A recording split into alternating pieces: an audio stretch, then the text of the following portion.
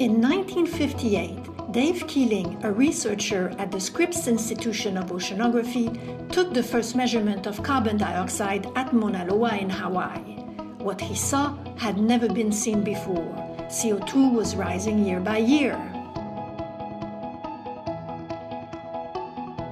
Today, atmospheric CO2 levels have reached 400 parts per million, and we know that it's down to our carbon emissions, that it's causing the planet to warm, and that only near-zero emissions will stop the rise. 10 years ago, we had an idea. Let's get the carbon scientists together to keep track of carbon emissions and where they go in the environment. We look at the atmosphere, ocean, and forest, and at society. And here is the Global Carbon Budget 2015.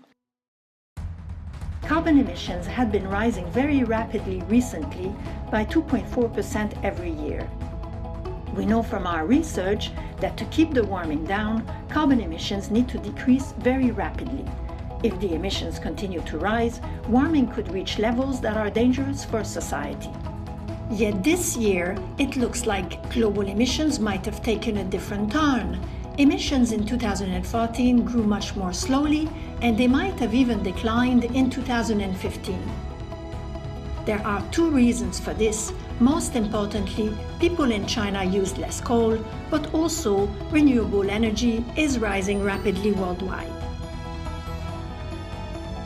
Could this be peak emissions already? Probably not yet.